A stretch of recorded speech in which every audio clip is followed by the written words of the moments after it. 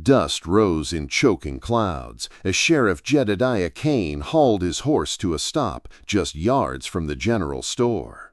His deputies flanked him, hands resting casual-like on their gun belts, though their eyes were anything but casual. In the doorway stood Martha Ellsworth, her back straight, the stock of her Winchester snug against her shoulder. The morning light caught the deep lines on her face, the kind carved by years of sun, wind, and loss. Inside, a child's cough rattled through the quiet, raw and unrelenting. From the shadowed interior, a man stepped forward. Broad-shouldered, dust on his coat, boots grinding against warped planks. His right hand hovered over the worn handle of a Colt that looked like it had been part of him for years. He stopped in the doorway beside Martha, his voice low but carrying enough weight to still the wind. The lady said no. Kane's eyes narrowed, studying him like a man measuring the strike of a rattler, deciding whether to step back or draw first. Somewhere in that stillness, Elias Boone knew a decision was being made, one that would set the course for everything to come. 3 hours earlier, Elias Boone had ridden into Prospect Hollow expecting nothing more than dust, silence, and the bones of a town long dead. He found none of those things. Long shadows stretched across cracked boards as the morning sun slid between leaning buildings. Wind sighed through broken windows. Old signboards clattered on rusty chains. It should have been empty, the kind of place where even echoes had given up. But the scent of mesquite smoke drifted faint on the air, wrong for an abandoned town. He slowed his horse, eyes narrowing at the first oddity.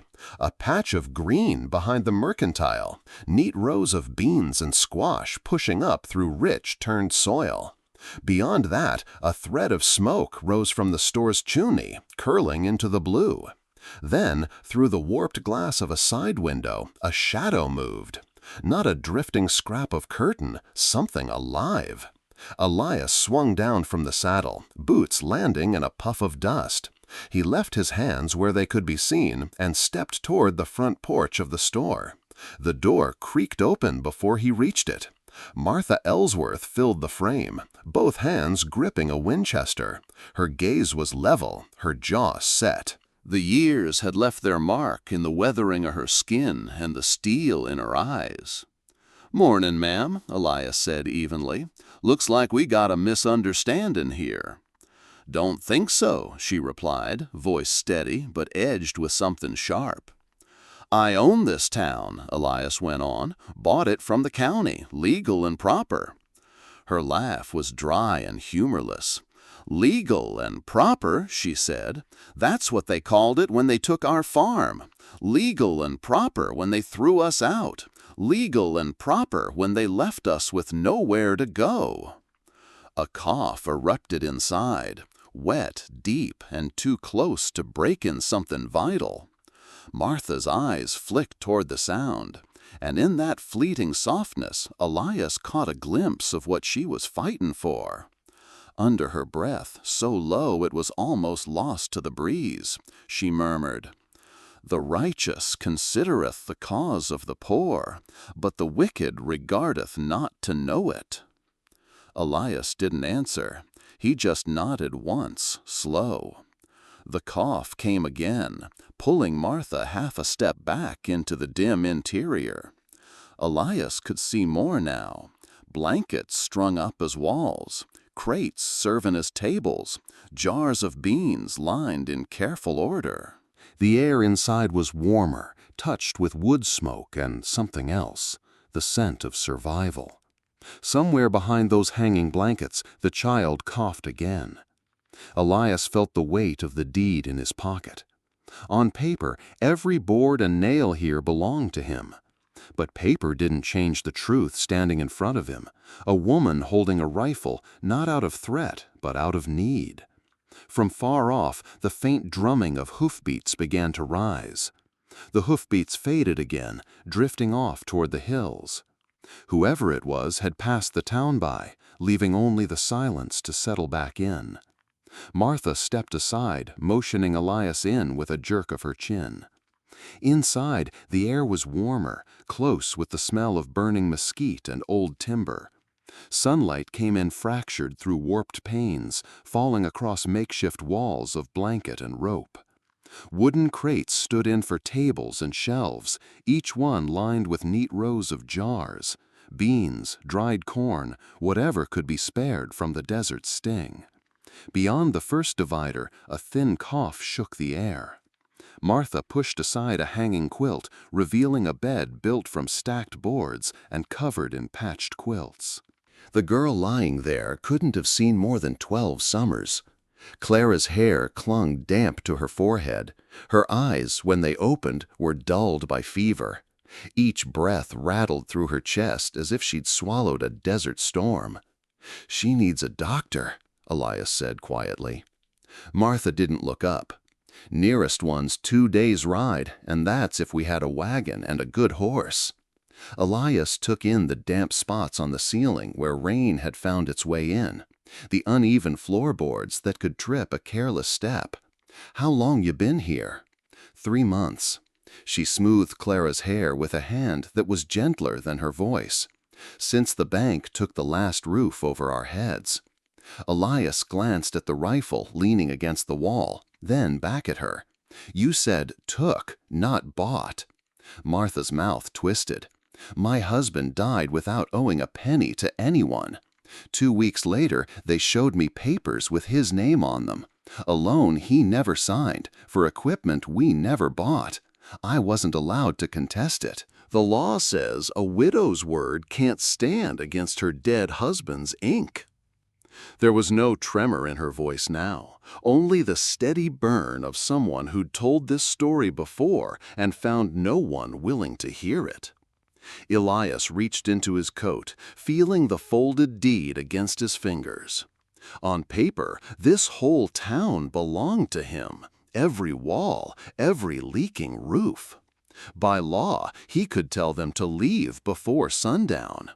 But looking at Clara's shallow breathing and the way Martha's shoulders hunched protectively toward her, the law felt like a cold, brittle thing. Before he could speak, the steady beat of hoofs returned, this time growing louder, closer, until the sound filled the street outside. Martha stiffened. "That'll be Kane." Elias stepped to the doorway as 3 riders came into view. Sheriff Jedediah Kane led the way, his badge catching a sliver of sunlight. 2 deputies rode behind, their eyes scanning the buildings with the ease of men who'd made this ride more than once. Kane reined in just short of the porch. His gaze flicked from Elias to the smoke curling from the chimney. "Well now," he said, "seems I missed a party." "No party here," Elias replied. Kane's eyes shifted to Martha. "Mrs. Ellsworth, you've been hard to track down. You know why I'm here." "You're wasting your time," Martha said. $800, Kane went on, as if she hadn't spoken. "That's what you owe the Millfield Bank. You'll be coming with us to settle it." Martha stepped into the doorway, blocking his view of the bed. "My granddaughter's sick. She can't travel." Kane gave a thin smile. "Then you should have thought of that before you skipped out on your debt." Elias leaned against the doorframe. "She says she doesn't owe it." "And you are?" Kane's tone carried the weight of someone who didn't like surprises. "Elias Boone. I own this town. Bought it from the county." Kane's smile didn't reach his eyes. "Legal on paper, maybe. But debts travel with the land. And Mrs. Ellsworth here still has hers. I'll be back tomorrow with a federal marshal. You can hand her over then, or we'll take her." He turned his horse, the deputies following, leaving the echo of hooves and the promise of trouble in their wake. Martha's jaw was tight. "You should have let them take me," she said. "Would have made things easier for you." Elias shook his head. "Not the way I see it." Outside, the dust of their departure was still hanging in the air, like a storm that hadn't yet decided when to break. If you found this helpful, a quick like really helps us keep creating. Late in the afternoon, the sun hung low over Prospect Hollow, casting long amber shadows across the empty street. A faint hum of hoofbeats stirred the dust, growing louder until a column of riders appeared from the south trail. There were a dozen of them, their silhouettes wavering in the heat shimmer, the lead marked by a woman riding tall and straight in the saddle. She reined up in front of the general store, her eyes sweeping the street with the practiced sharpness of someone who had spent too long on the edge of trouble. Her coat was worn but clean, the dust of the trail clinging to its seams. "Name's Abigail Moran," she said, voice steady but graveled by wind and road. "Most folks call me Abby." Elias Boone stepped down from the porch, his gaze moving from Abby to the faces behind her. They were hard and tired faces, the kind shaped by more than just sun and wind. One man had a bandaged forearm, the cloth stained dark where the wound still seeped. Another clutched the reins awkwardly with his left hand, the right bound tight in a sling. Abby's glance shifted to Martha Ellsworth, standing in the doorway. "Looks like you've had your run-in with them already." Martha didn't answer, but her eyes said enough. Abby turned back to Elias. "We've all been through the same thing. Forged debt, stamped with our names, signed with someone else's hand. Once the papers are filed, the law won't hear a word different." The riders behind her murmured in agreement, a low, bitter sound. Elias crossed his arms. "So you came here to—" "To warn you," Abby said, "and to tell you there's one man who can prove it's all a lie. Thomas Avery, bank clerk, had the sense and the nerve to keep copies of the real books. He's hiding out in an old mining camp west of here." Martha's eyes narrowed. "If he's the only one who can prove it, why isn't he here?" "Because the same men who came for you are hunting him too," Abby replied. "If they get him first, those records disappear. So does any chance we've got." The words settled over the group like dust, heavy and choking. Elias studied Abby's face. "What's the distance to that camp?" "Half a day if you ride hard," she said, "but they've got a head start. Every hour we sit here, they're closing in on him, or he's running blind into them." Behind Elias, the sound of Clara's cough broke the moment, a thin, ragged sound from inside the store. He glanced toward the doorway, where Martha's shoulders tightened at the sound. Abby caught the look. "If you've got sick here, then we've got more than one fire to put out." No one spoke for a long moment. The wind carried the faint rattle of loose tin down the street. Finally, Elias stepped aside. "Get your people off their horses. Water's in the trough. We'll talk inside." Abby gave a short nod to her riders, and they began to dismount. Boots hit the dirt in uneven rhythm, the sound of leather creaking and saddle straps loosening filling the street. The horses dipped their heads into the water, tails swishing against the late summer flies. As they filed toward the store, Elias felt the weight of something new pressing in. The problem had just grown far beyond a single widow, her sick granddaughter, and a piece of paper with his name on it. Now it was a dozen more lives, and one man somewhere out in the wilds who might be the only key to all of it, and the clock had already started. Night settled over Prospect Hollow like a slow-falling shroud. The heat of the day bled away, leaving the air sharp with desert chill. Inside the general store, the small fire in the old stove flickered low, throwing shifting shadows against the walls draped in patched blankets.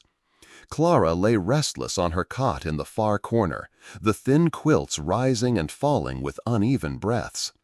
Every so often a cough shook her, the sound deep and wet, as if it came from somewhere far inside her frail frame. Martha sat on a wooden crate beside the bed, one hand resting lightly on her granddaughter's damp forehead. Elias stood just beyond the hanging blanket that divided the sleeping area from the rest of the store.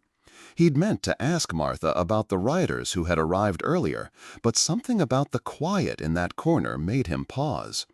Martha leaned closer to Clara, her voice barely more than a whisper. "Defend the poor and fatherless. Do justice to the afflicted and needy." He shifted slightly, not wanting to intrude, but unable to pull away. Clara stirred weakly, her eyes half opening. "Grandma." "I'm here, child," Martha murmured, smoothing the hair back from Clara's face. "Rest now. We'll see you well again." The girl's breathing eased a little, though the fever still burned in her cheeks. Martha kept speaking softly, words of comfort braided with prayer. Elias caught fragments, a plea for strength, for mercy, for a hedge of protection around a child too young to be fighting for her life. Outside, a cold wind rattled the loose boards of the porch, carrying with it the faint creak of the hanging sign. Somewhere down the street, a horse shifted in its tether, stamping once against the hard-packed dirt.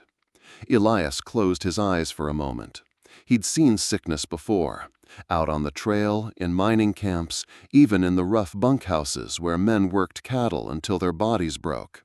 But this was different. This was a sickness framed in the quiet determination of a woman who had lost almost everything and still refused to yield. He thought back to the deed in his saddlebag, the crisp county seal pressed into the paper. On paper, the law was on his side. But the law hadn't been the one tending a sick child in the dim light of a stove. The blanket rustled as Martha rose to fetch a basin of water. When she returned, she caught sight of Elias standing in the half-light beyond the curtain. "You should get some rest," she said quietly. "So should you," he replied. Martha gave a small, tired smile. Rest can wait, she can't. She watched her wring out the cloth and lay it gently across Clara's forehead. The girl's eyelids fluttered, and for a brief moment she seemed to ease. Elias turned away, stepping back into the main room. He leaned against the counter, staring at the row of empty shelves. The faint scent of mesquite smoke still hung in the air from the earlier fire. For the first time since arriving in Prospect Hollow, he felt the weight of something he couldn't quite name. Heavier than the deed, sharper than the risk of trouble with the sheriff. It wasn't just a land dispute anymore. Somewhere in the quiet between Clara's shallow breaths and Martha's whispered prayers, it had become a calling. The first light of dawn had barely touched the edges of Prospect Hollow when the sound of hoofbeats echoed down the empty street. Elias stepped out onto the porch of the general store, hand resting near his sidearm. Sheriff Jedediah Kane rode in hard, his horse lathered with sweat. 2 deputies were nowhere in sight. The man swung down from the saddle, his boots hitting the ground with more weight than usual. "We've got trouble," Kane said, voice low but urgent. Elias kept his expression flat. "Seems to me we've had that since yesterday." Kane's eyes, sharp and cold the day before, now carried something else, a flicker of unease. "The federal marshal who was escorting Thomas Avery is dead, shot outside Dry Ridge." A muscle worked in Elias's jaw. "And you're here telling me Avery pulled the trigger." "That's what the trail says, and if it's true, your witness just turned into a wanted killer." Kane glanced toward the store's door. "If Avery's guilty, every word he had about the bank's forgeries dies with him." Before Elias could answer, a harsh fit of coughing tore through the morning air from inside the store. He pushed past Kane and into the dim interior. Clara was half upright in bed, her body racked by deep spasms. Martha supported her with one arm, but when the girl lowered the rag from her mouth, there were spots of dark red on the cloth. Martha's voice was tight. "It's worse. She's burning up." Elias crouched beside the cot. Clara's breaths came shallow and rapid, each one a labor. Her eyes were glassy, unfocused. Kane had followed him in, removing his hat as if the air itself demanded respect. "There's a healer," he said slowly, "Daniel Whitehorse, lives with the Lakota settlement out past Painted Mesa." Martha looked up sharply. "That's 20 miles through bad country." Kane shook his head. 15 if you know the trails. I do." Elias narrowed his eyes. "Why are you offering to help now?" The sheriff didn't answer right away. He looked at Clara instead, her small frame trembling under the quilts. When he spoke, his voice was rougher than Elias had ever heard it. "Because that girl won't make it 2 days to Millfield's doctor. And because Whitehorse saved a boy in my family once when the county doctor said there was nothing to be done." Martha hesitated. Her hand moved gently over Clara's hair. "If we leave now, what about the Banks men? What about Avery?" Elias stood, looking between them. "If Avery's alive, he's running. If he's dead, the truth dies with him. But right now," he glanced at Clara, "right now, this is the fight in front of us." Kane stepped closer. "I can have you there in 2 hours. My horse is fresh." Martha met Elias's gaze. For the first time since they'd met, her eyes carried not defiance, but something that looked dangerously like trust. "If she rides, I ride." Elias nodded once. "Then we ride together." Outside, the morning had fully broken, painting the cracked facades of Prospect Hollow in pale gold. Somewhere beyond the horizon, the Banks' hired guns were closing in, and Avery's fate, guilty or not, hung in the balance. But for the 3 of them, the road ahead had narrowed to one urgent, fragile purpose. They would take the girl through dangerous trails, across rough country, toward a healer whose remedies straddled 2 worlds. And if they were lucky, they'd reach him before the fever reached its end. By late afternoon, the riders who had come with Abby Moran were gathered in the Hollow's largest standing building, the old saloon, its batwing doors long gone, and the smell of dust and old liquor soaked into the warped floorboards. Maps, oil lamps, and a scattering of tin cups covered the central table. Elias leaned against a support beam, arms crossed, listening as Abby laid out her plan. "We can't stay here waiting for Kane's banker friends to ride in," she said, her voice sharp and certain. "We split our forces. Half ride north now, find Avery before Kane's story about him killing the marshal hardens into truth. The other half stays and keeps Prospect Hollow from being flattened." A murmur rose among the settlers. The thought of sending their best riders into the hills while the Banks' hired guns closed in made some faces pale, others tighten with resolve. Elias finally spoke. "If you split, you risk losing both. Avery's running, sure, but so are the Banks' men. If they get him first, you've lost your proof. If the men you leave here can't hold this place, you lose the town and the sick girl in that store." Abby met his gaze across the table. "So what do you propose? We just sit here and pray Avery wanders in on his own?" From the corner, Kane cleared his throat. "You'd better hope he doesn't wander in with a posse on his heels." The room went quiet. Every person there understood the weight of the decision pressing on them. An older rancher named Caleb Price spoke up. "If we do nothing, Kane's right. The Banks men will box us in, and there'll be no riding out for Avery, no riding out for medicine. This town will be a trap." The argument spiraled from there, voices rising, fists thudding on the table, boots pacing the creaking floor. Some saw Elias's warning as fear talking. Others saw Abby's plan as reckless bravado. Outside, the sun slid lower, casting long bars of orange through the open windows. The air inside the saloon thickened with heat, dust, and the sour smell of tension.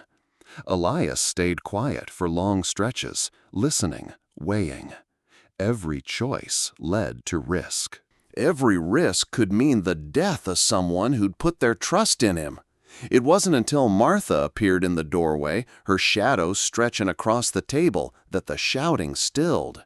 She stepped inside slowly, her face drawn, her voice even. "Clara's fever hasn't broken," she said. "She's weaker than she was this morning.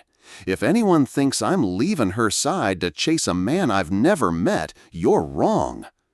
Abby started to respond, but Martha raised a hand. "I'm not telling the rest of you what to do, but I am telling you I won't gamble my granddaughter's life on 2 fights at once. You want to go after your witness, go. Just don't expect me to watch her die alone because everyone here ran off in different directions." Her words landed heavy, cutting through the haze of strategy and fear. Elias pushed off the beam. "She's right. We can't fight on 2 fronts with what we have, not yet. We make this place as strong as we can. If Avery's alive, he's got his own reasons to stay that way. If the Banks men get here first, they won't find an easy target." For the rest of the night, the saloon became a war council. Maps were redrawn, lookouts assigned, ammunition counted. Outside, lanterns moved from building to building as townsfolk prepared for whatever dawn might bring. And through it all, Martha never left Clara's side. By dawn, Prospect Hollow was no longer just a dying ghost town. It was a fortress in the making. The settlers moved with quiet urgency, every step purposeful. Men hauled timber from collapsed buildings to brace doorframes and patch gaping holes. Women filled grain sacks with sand, stacking them into waist-high barriers at windows and alleyways. The sound of hammers striking nails echoed between the weathered facades. Dust rose in thin clouds as shovels bit into dry earth, digging shallow trenches at the main approaches. Elias worked alongside them, sleeves rolled, sweat streaking the dust on his arms. "Higher," he told Caleb Price, nodding toward the barricade at the north end of Main Street. "If they push with horses, that won't hold." Children, too young to fight, carried water jugs from the well to the workers. Every few minutes, someone would glance toward the horizon, scanning for the dust plume that would mean riders were coming. At the center of it all, Kane moved like a man trying to rewrite his own story. He didn't bark orders like a sheriff. He asked where he was needed. He reinforced the saloon's back wall with 2 other men, his strong hands working the splintered boards into place. When the others moved on, he stayed behind to double the nails. Later, Elias spotted him near the general store, holding the small tin cup of water for Clara. He sat on the edge of her makeshift bed, speaking low so only she could hear. Her eyes fluttered open for a moment, and he smiled, a real smile, stripped of the hard edge he usually wore. Martha stood at the curtain divider, watching. She didn't speak, but something in her posture shifted. When Kane stepped out into the street again, Elias met him halfway. "Didn't figure you for a man who'd stick around once the shooting started," Elias said. Kane looked away, jaw tightening. "Didn't figure I'd have reason to. Guess I was wrong." The work continued into the evening. Oil lamps glowed in windows. The smell of stew drifted from a communal pot in the middle of town, where those not building or guarding took turns cooking. At the western edge, Abby supervised the placement of sentries. She caught Elias's eye and gestured toward the rooftops. "2 men up there, all times. Rotate every 3 hours. If the Banks men come at night, we need eyes first, bullets second." Elias nodded. "If they come at night, we might need both at the same time." The sun dipped, painting the cracked boards and patched roofs in bands of red and gold. The town looked ragged, but stronger. The people, too. As darkness settled, Kane walked the perimeter alone. He paused often, testing the strength of a barricade, checking a rifle's position. At one corner, where the wind whistled through a gap in the wall, he stopped to listen. From inside the general store came the faint sound of Clara coughing in her sleep. He stayed there a long moment before moving on. When he finally returned to the center of town, Martha was waiting. She handed him a small loaf of bread without a word. He took it, nodded once, and walked back toward his post. Elias watched from the shadows, the hammer in his hand still. Something was shifting in Kane, and if it held, it might just shift the odds for everyone in Prospect Hollow. By mid-morning, the lookouts on the north barricade began waving their arms and shouting down to the street. "Dust!" Big column of it, coming fast! Elias climbed the ladder to the roof of the old feed store and shaded his eyes. The sun was harsh, but the moving shapes beneath the haze were clear enough. Riders, a dozen at least, strung out in 2s and 3s. Their pace wasn't the hard gallop of raiders. It was steady, deliberate. Within an hour, they were close enough for details. Wide-brimmed hats, worn coats, not a uniform among them. Several carried satchels strapped to their saddles. Cameras, heavy, boxy things, hung from 2 men's necks. "Reporters," Abby said from behind Elias, her voice tight with a mix of relief and caution. "And there, see him? The thin man on the sorrel mare? That's Harold Wynne, territorial investigator." The riders entered town slowly, taking in the barricades, the armed settlers, the patched roofs. A few dismounted immediately, pulling notebooks from their coat pockets, jotting as they walked. The click and whir of a camera shutter broke the tension, and for the first time in days, Elias felt a small shift in the air. The investigator, Wynne, slid from his saddle and walked straight to Abby. "Got your telegram," he said, without preamble. "If half of what you wrote is true, the bank and its friends have a reckoning coming." Abby crossed her arms. "It's all true, and worse. You'll see soon enough." She turned to address the small crowd that had gathered. "We make this public, here and now. Too big for them to hide, too many eyes to silence." A murmur rippled through the settlers. Some looked relieved, others wary. Martha, standing near the store door, glanced toward Clara's cot inside, then back to Abby. "Public's one thing," she said quietly, "but men with guns don't care much for public opinion when they think no one's looking." Almost as if summoned by the words, a rider appeared at the far end of Main Street, alone and pushing his horse hard. Dust streamed behind him. He didn't slow until he was nearly on top of the crowd, and even then he stayed in the saddle. His eyes darted to the reporters, then to Elias. "Message from Milestone," he said, breathless.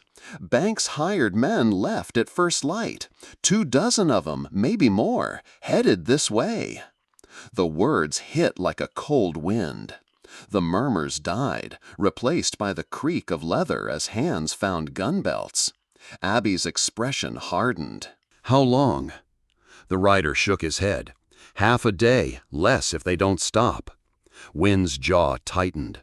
"If they find this place unprepared, they'll burn it out.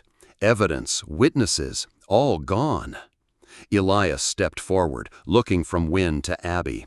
"Then we don't give them an opening. We hold them here, in the open, where your reporters can see every shot they fire." One of the cameramen spoke up from the edge of the group. "And we'll keep the shutters snapping until the plates run out." For a moment, no one moved. Then Kane emerged from between 2 buildings, rifle slung over one shoulder. "Then we'd better finish the work on those barricades," he said, his voice steady. "Because by the time the bank's men get here, it won't just be our lives on the line. It'll be the truth itself." The sun was high now, the light harsh on the dusty street. In the distance, Elias thought he could almost see another faint smear of dust low against the horizon. The clock had started ticking. If you're still watching right now, drop a 1 in the comments so I know you're still with me on this journey. The sound reached them first, a low, rolling drumbeat of hooves over hard earth. By the time the lookout shouted from the north barricade, dust was already lifting in the heat shimmer beyond the ridge. Elias stepped up onto the feed store roof, spyglass in hand. Through the wavering air he saw them, 24 riders in staggered formation, rifles slung, bandoliers crossing their chests. At their head rode Silas Pike, broad-shouldered in a black trail coat, the brim of his hat low over eyes that never stopped scanning.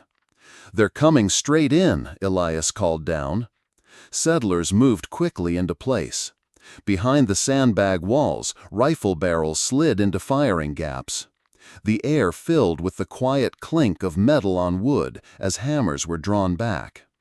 Abby stood near the north barricade, checking the sight lines one last time. Kane moved along the line, steadying hands and voices. Pike reined in just short of the choke point, his stallion's breath steaming in the morning heat. He let the silence hold for a beat, then called out, "Turn over the Ellsworth woman, the girl, and the deed. Do that, and maybe the rest of you keep standing." Elias stepped into clear view, rifle cradled but ready. "You'll get nothing from this town but trouble, Pike."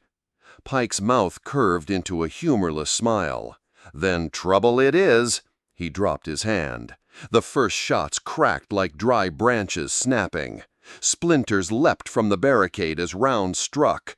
Settlers returned fire in controlled bursts, forcing Pike's men to check their charge. The choke point narrowed their line, and riders jostled for space, losing momentum.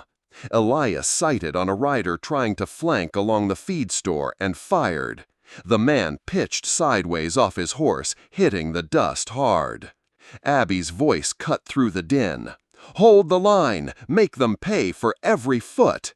Smoke from black powder hung low, drifting through the beams of sunlight slicing across Main Street. Bullets sparked against iron braces hidden inside the sandbag walls. The barricades held. A shout rose from the south side, another push. But Kane was already there, dropping 2 shots in quick succession, driving them back. For several minutes, the fight was a grinding exchange, dust, gunfire, shouted orders. Pike's men regrouped, pulling back just out of rifle range. The brief silence that followed was sharp, almost unnatural. Elias knew it wouldn't last. This was only the opening round. The gunfire had barely faded when a sharp whistle cut across the street. From the east barricade, one of the lookouts waved hard, then ducked back down. Through the drifting powder smoke, a small group of riders emerged, not Pike's men. At their head was Harold Wynne, the territorial investigator, coat flapping as his horse slowed to a trot. Elias stepped out from behind the barricade, rifle lowered but still in hand. "You picked a fine time to visit," he said. Wynne swung down from the saddle, dust coating his boots. "Had to ride hard to beat Pike's other wave, and I've got news that changes the whole picture." The settlers gathered close, eyes wary. Wynne's voice carried. "Marshal Harlan's not dead. Wounded bad, yes, but alive. He's under tear in a tribal settlement north of the Copper Ridge, and Thomas Avery, the bank clerk, he's with him. Took a bullet in the shoulder, but he's talking." A murmur rippled through the crowd. Abby stepped forward. "If Avery's talking, then we have the proof," Wynne said, cutting in. "The forged loan papers in Millfield weren't just Pike's work. The bank's president, Carlton Millfield, himself ordered them. And it's not just this town. There are 6 others, maybe more, stripped clean the same way. Pike's been the hammer, but the hand swinging it sits behind a desk in Silverton." The weight of the words settled over the group. Martha, standing in the doorway of the general store, gripped the frame. "So this was never about one debt. It's a war they've been waging on everyone." Wynne nodded grimly. "And they'll burn this town to ash before they let that truth reach a judge." He glanced toward the horizon where Pike's men still lingered just out of range. "Which means we need to hold them long enough for me to get back with Avery's sworn statement." Elias exchanged a look with Abby. "If Pike figures out Avery's alive, he'll send half his force straight for that settlement." "Then we make sure they can't get past us," Abby said. Her voice was flat, her jaw set. Somewhere beyond the ridge, a horse neighed, high, sharp, and restless. The air seemed to tighten again. The next push could come at any moment. And now everyone knew what was truly at stake. Inside the dim interior of the general store, the sound of battle outside faded to a dull, distant roar. All attention was on Clara. Her small frame lay twisted beneath the patched quilts, skin flushed and damp with sweat. Each breath came in shallow, uneven pulls, her lips tinged with blue. Martha sat at her side, holding a cool cloth to her forehead, whispering words too low for anyone else to hear.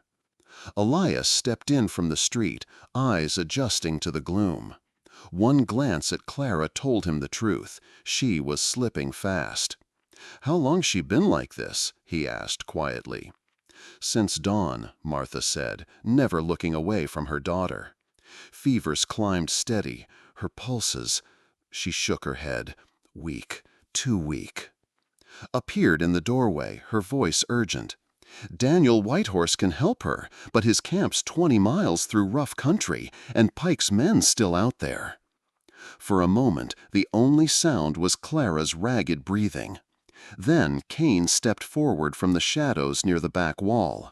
His coat was already buttoned, his rifle slung. "I'll take her," he said. Martha's head snapped up. "It's suicide. They'll see you leave." "Maybe," Kane replied.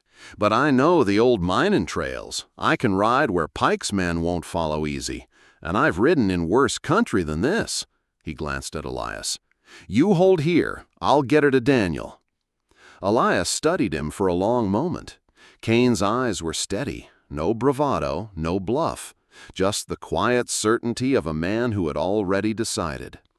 "You understand," Elias said slowly. "If they catch you, you won't get a second chance." "I understand." Kane moved to Clara's side, kneeling carefully. "We'll need a litter that can ride on a mule, and we need it ready in 10 minutes. Abby was already turning to gather supplies. Martha hesitated, then placed her hand over Kane's. "If she makes it back alive," her voice broke, "I'll never forget." Kane nodded once, then rose to his full height. "Start the mule saddling," he told Abby. "We ride before Pike's next push." Outside, the wind shifted, carrying the smell of dust and powder. The fight wasn't over, but for Kane, the road ahead had just become its own battlefield. The trail westward began with a steep climb over rock the color of rust. Kane led the way on horseback, the mule following close behind, its burden swaying gently, a canvas litter lashed between 2 poles. Martha rode alongside, one arm cradling Clara's frail body, the other gripping the saddle horn for balance. The wind at elevation cut colder than the valley air, carrying the scent of pine and distant rain.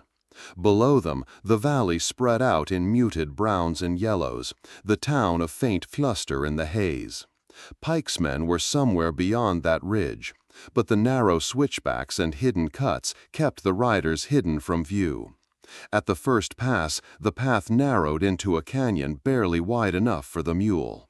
The walls rose sheer and close, their shadows swallowing the light. Hooves clattered on loose stone, the sound echoing back like a warning. Kane kept his rifle across his lap, eyes scanning each bend. Halfway through, Clara stirred weakly in Martha's arms. Her breath was shallow, her skin clammy despite the chill. Martha bent close, her voice a whisper only the girl could hear. "He shall cover thee with his feathers, and under his wings shalt thou trust." Her lips trembled as she spoke it, part prayer, part promise. They cleared the canyon into open country, where a silver ribbon of river wound between stands of cottonwood. Kane halted at the bank, gauging the current. Snowmelt had swollen the flow, and the water moved swift, throwing back shards of sunlight. "We cross here," he said, dismounting to lead the mule. The water reached his thighs within steps, tugging hard at his legs. Martha followed, holding Clara close, her skirt dragging in the current. Midway, a rock shifted under the mule's hoof. The animal stumbled, nearly pitching the litter sideways. Kane lunged, grabbing the frame before it could tip. Cold water surged into his boots, but he held fast until the mule found footing again. By the time they reached the far bank, both riders were soaked to the knees, their breaths clouding in the cooler air. Kane gave a brief nod toward the ridgeline ahead. One more climb, then we're there. Martha tightened her hold on Clara, feeling the faint flutter of the girl's heartbeat. The verse lingered in her mind, steadying her grip as they pressed on toward the high ground. The last climb brought them to a plateau dotted with low cedar and the smoke of cooking fires. The settlement lay ahead, a half-circle of canvas lodges and timber cabins, their entrances turned from the wind. A pair of young men came forward, bows slung over their shoulders. Kane raised a hand in greeting. "We've come for Daniel Whitehorse," he said. One of them nodded and vanished toward the largest lodge. Moments later, a tall, broad-shouldered man stepped out. His hair was streaked with silver, his eyes calm but sharp. "Bring her," Daniel said, already lifting the flap of the lodge. Inside, the air was warm and heavy with the scent of sage and boiled willow bark. Martha laid Clara gently on a low bedroll, while Daniel knelt beside her, hands moving with practiced certainty. He examined her breathing, pressed lightly against her ribs, and frowned. "She's weak, but she's still fighting," he said. "We work fast." From a wooden chest he drew bundles of dried leaves, a small glass vial, and a clean cloth. He brewed a dark infusion, its steam carrying a bitter tang. With careful hands he dripped the liquid between Clara's lips, pausing to let her swallow. Then he wrapped her chest in cloth steeped in warmed herbs, explaining to Martha how the vapors would open her lungs. Outside, Elias had arrived only minutes earlier, riding hard after Kane's trail. He dismounted in silence, leaving his rifle at the saddle, and walked to the shadowed side of the lodge.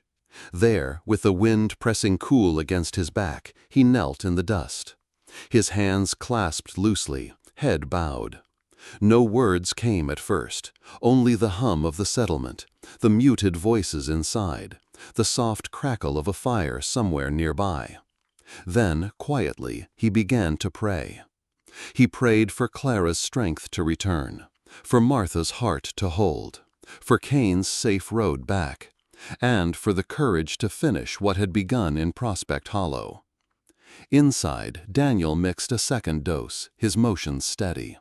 Clara's breathing deepened, just enough for Martha to catch it and hold her own breath in relief. When Elias finally rose, dust clung to the knees of his trousers. He looked toward the lodge flap, his jaw set. There was still a fight waiting for them in the valley. But for now, all that mattered was the small, steady rhythm of a child's breath. By the time the sun dipped low over the ridge, the air in the settlement had cooled to a sharp edge. Kane sat at a rough-hewn table outside Daniel Whitehorse's lodge, a single lantern casting his shadow long across the ground. In front of him lay a folded sheet of paper, the ink bottle uncorked, and a pen resting in his hand. He wrote slowly, the words deliberate. Line after line he set down the truth. How he'd enforced Millfield Brank's claims without question.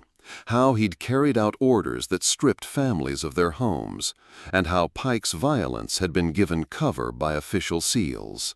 He did not spare himself. When the page was filled, he signed his name in a firm, unshaking script. Folding it once, he sealed it with a small smear of wax from the lantern's candle. A soft shuffle of boots on dirt drew his attention. Elias approached with Thomas Avery, pale and unsteady, his arm bound in a clean bandage.